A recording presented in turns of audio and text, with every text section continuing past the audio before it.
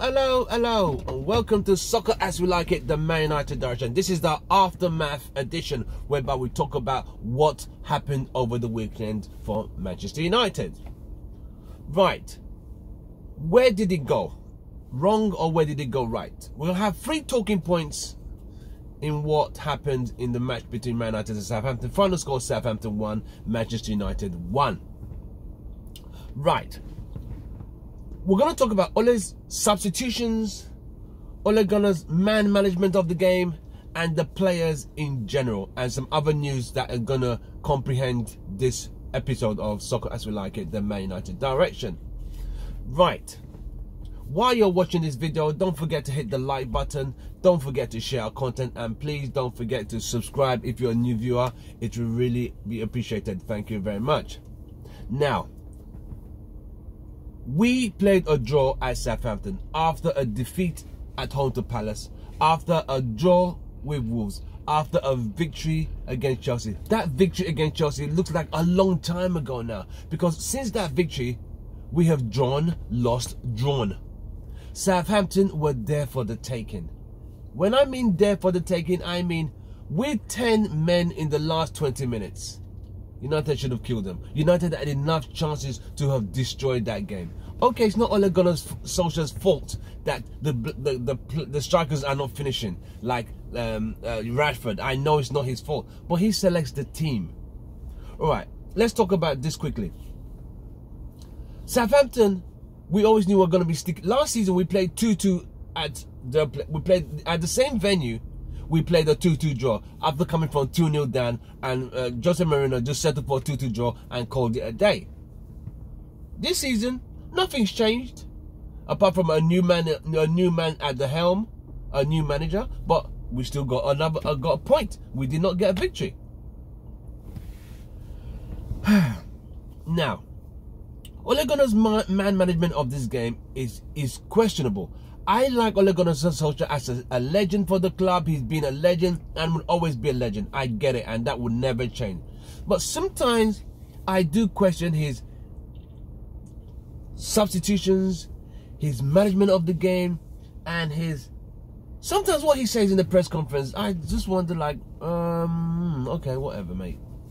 He said, considering United have sold Lukaku, Sanchez is on loan, which means we're down to Martial, Rashford, and Greenwood. He said Greenwood is my striker, but you play him 5 minutes there, 7 minutes there. What's that about? If you're gonna say this, then do it. If you're saying Greenwood is gonna have a lot of game time, then give him game time. Bringing him 5 minutes to go, 7 minutes there. I'm sorry, that's not good enough. And even in the 7 minutes he did, he created his own chances and nearly scored the winning goal. With 10 men, Southampton 10 men, 20 minutes to go. What does Ole Gunnar Solskjaer do? He brings on Matic to release Pogba. Then he brings on Lingard. Pogba has to go backwards. So it's like you're bringing something, then you now bring something to cancel the equation. What the hell was that? Honestly, I did not see any reason for Lingard to be playing in that game. You bring on Matic, you let Pogba go. Then you bring on Greenwood. Immediately, you should have brought on Matic and Greenwood, so it gives Greenwood enough time. But no, he goes to go for Lingard. And Lingard, twice he had opportunities, squandered. Twice he should have made that right pass, did not use the direction of thinking. You see, sometimes it's all about your IQ and your thinking. If the players on both sides who could be are better positions, release the ball. Simple. Football is not that complicated, but some footballers make it more complicated than it actually is. Bringing in Matic, releasing Pogba was a fantastic substitution. Then you're now bringing Lingard to cancel out what you just done, when it would have been made more sense to bring in Greenwood, who would have at least 20 minutes run at that defense, who were down to 10 men, because what Southampton did was just sat back and just soaked up pressure. And with Greenwood, Rashford, and James running at them, and Mata, they would have cracked easily. And Pogba coming right behind those strikers. But no, he brought on Lingard, and that was a very bad move. And brings on Greenwood, 7 minutes to go. Bad move. Over the last couple of games, he's been bringing on Greenwood. If you want Greenwood to do something, especially in a game, this was a game he should have brought on a striker. Immediately they went to 10 men, the striker comes on, which is confused them.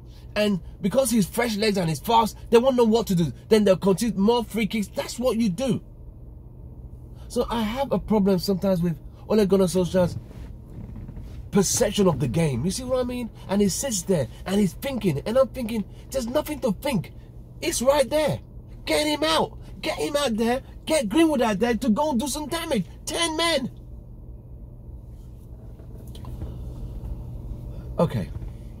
Let's move on to the next situation. The constant playing of Rashford in the centre forward position, since we already know Martial's injured. We have no Sanchez, we have no Lukaku. So you now play Rashford as a centre forward. When you fully know he's not good in heading. He had one headed chance, he didn't know how to head the ball. He had 2 chances they put him through. He squandered them both on his left foot. Another one, all he needed to do was lob the keeper. He didn't. So you have to start to question, oh, he's young. That excuse of he's young, he still has to learn, is getting a bit older now. He's been here 4 seasons. He's played in 4 Premiership seasons now. So he's played over 200 games in all competitions. So he's not young anymore.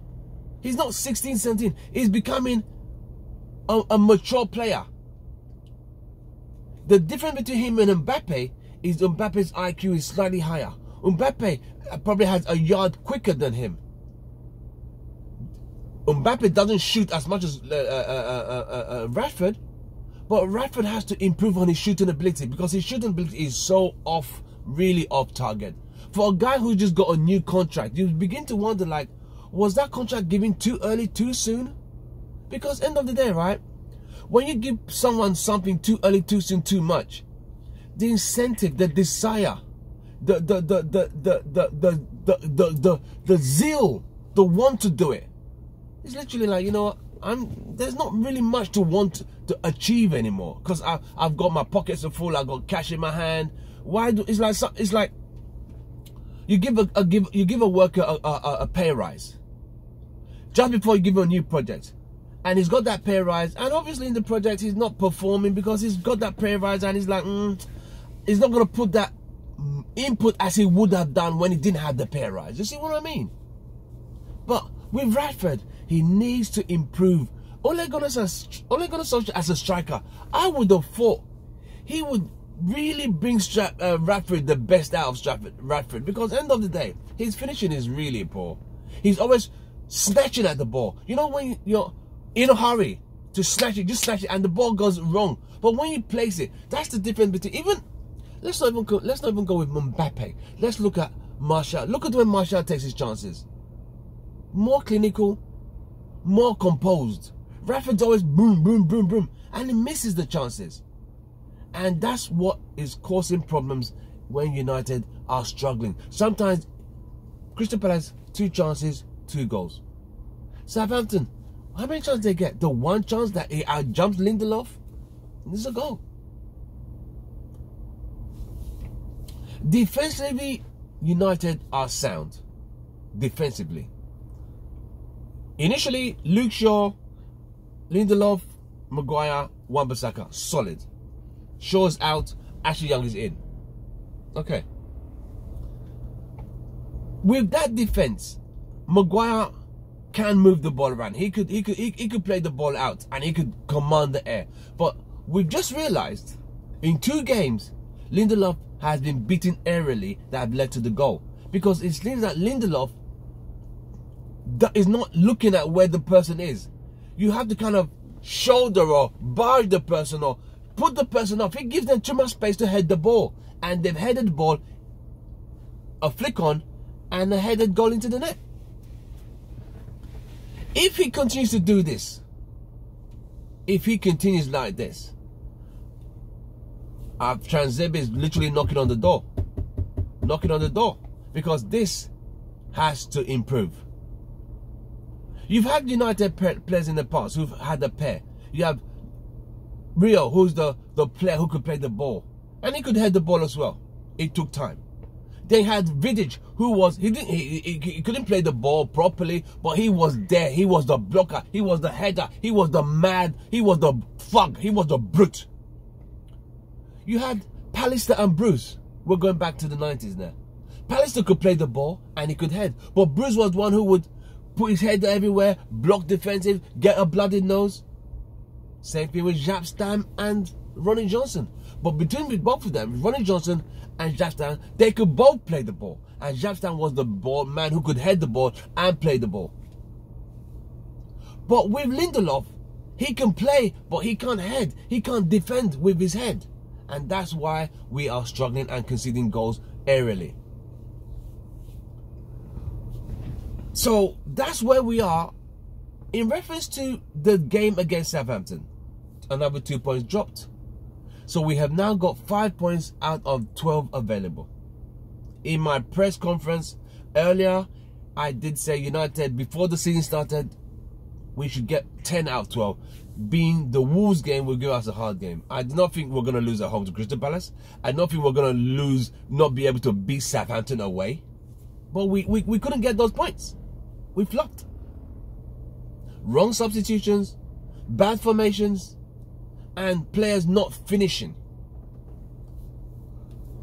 Now, breaking news now is that Wan-Bissaka is injured. He's withdrawn from the England squad. If Wan-Bissaka's out, what does that mean?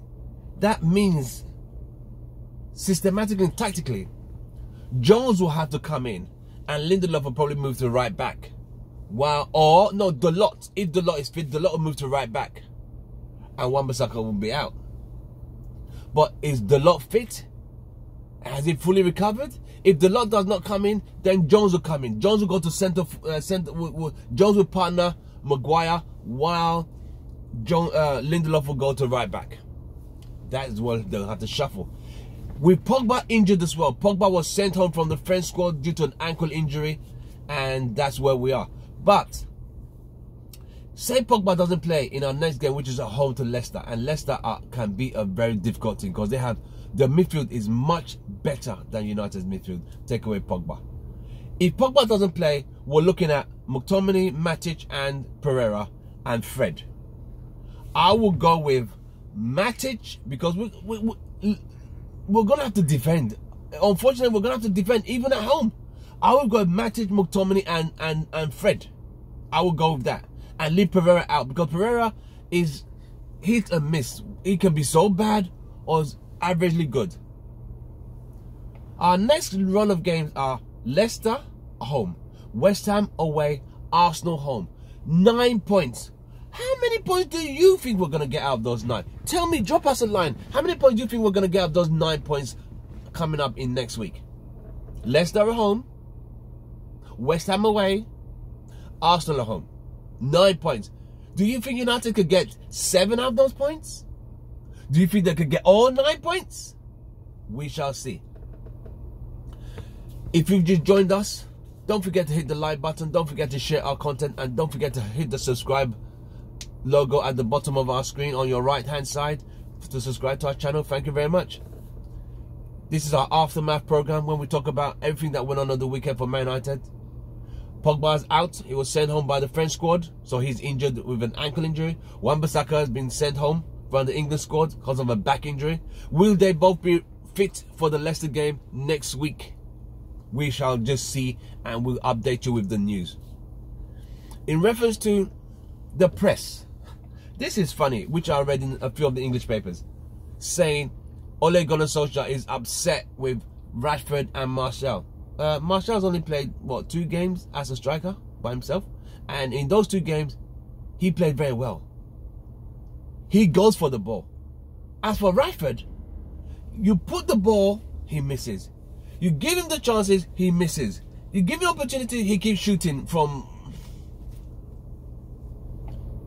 The truth of the matter is, let's call a spade a spade. Rashford is currently off form. Because of the situation we are at Old Trafford, at United, whereby we literally are struggling with strikers. Hey, why not start Gomez? Why not start, start Gomez. Why not start Greenwood? Start him. And bring Rashford off the bench. Why don't you start Greenwood and bring Rashford to come on if things are not going to come to plan? We don't know how soon Martial's going to be back. So currently on our injury list, we have Luke Shaw out, Martial out, Pogba out, Wan-Bissaka out. That's 4 key players. So we brought in Ashley Young to replace Luke Shaw. We're gonna have to we brought in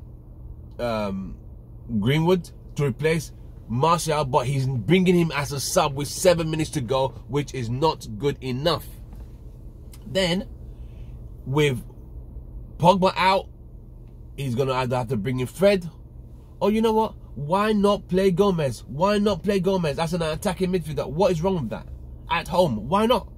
Then, with Wan-Bissaka out, he's going to have to play either Lindelof at right back or Jones at right back, whichever way is going to work. And you know Leicester are going to run at us. With Ndidi, those guys in the midfield are, and you know this guy, you know Leicester are really good. They're not a bad team.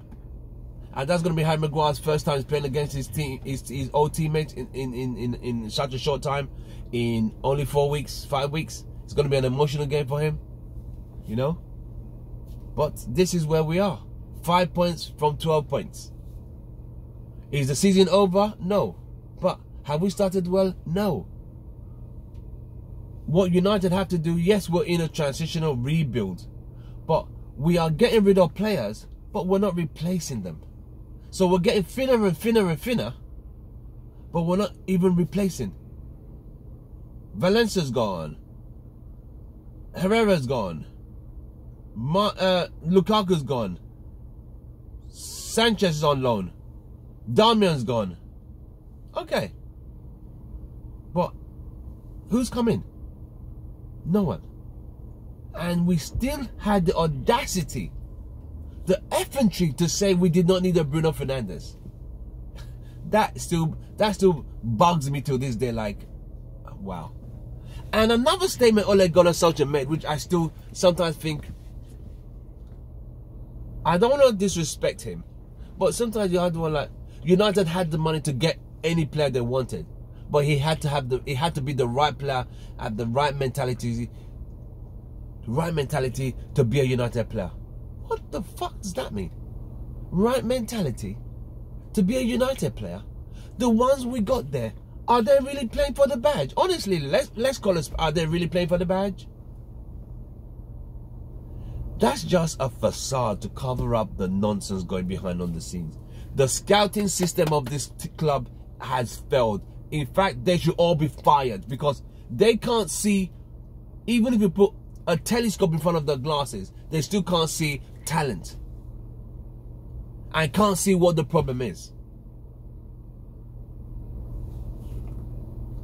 To all fans watching our channel, Soccer As We Like It, the man in that direction, we are all frustrated. We are all frustrated. There's no United fan that can, I mean, we are being patient. No United fan wants Ole fired.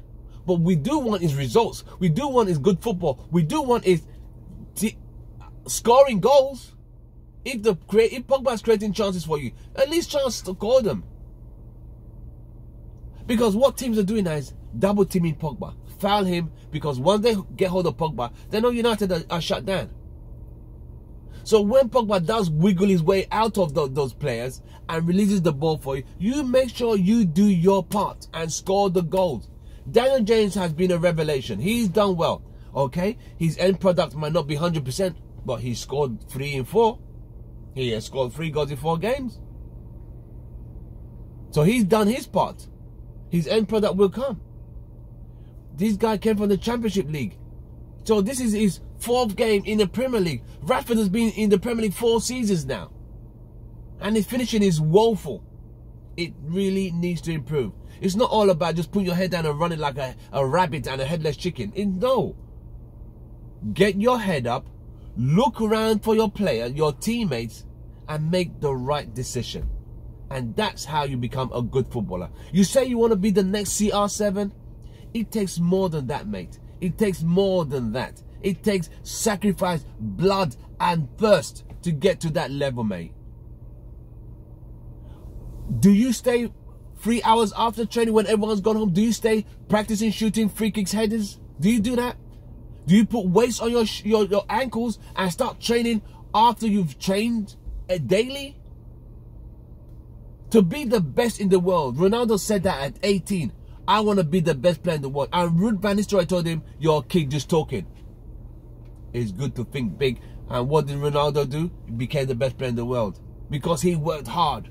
You have to work hard to be the best. It's not all about trying to think you're the best. No, you have to prove it week in, week out. By scoring goals. By showing how good you are. By being clinical in your finishing.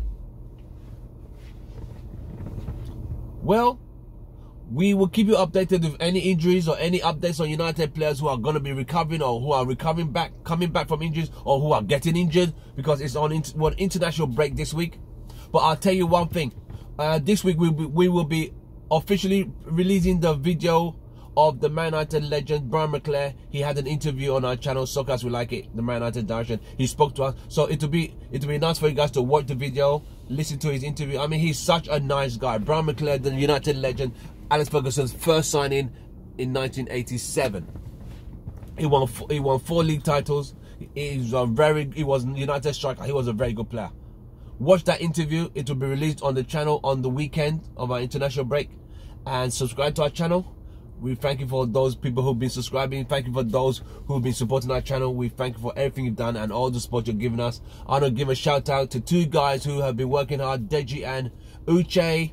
Good guys, they're working hard to promote our channel. Keep up the good work. And those of you who've been giving us suggestions and recommendations, I really thank you all. Thank you very much. So don't forget, we'll be updating you guys with everything and any news in reference to Manchester United. Players injured, in and out, going forward, for players coming back from injuries, players going to be who are injured, and the players on our international duty. I'm Tim Russell, Soccer As We Like It, the Man United direction. I shall see you guys in a couple of days. Keep you posted with everything related to Manchester United. And don't forget to watch our interview with Brian McClair, a United legend, on the weekend. Thank you.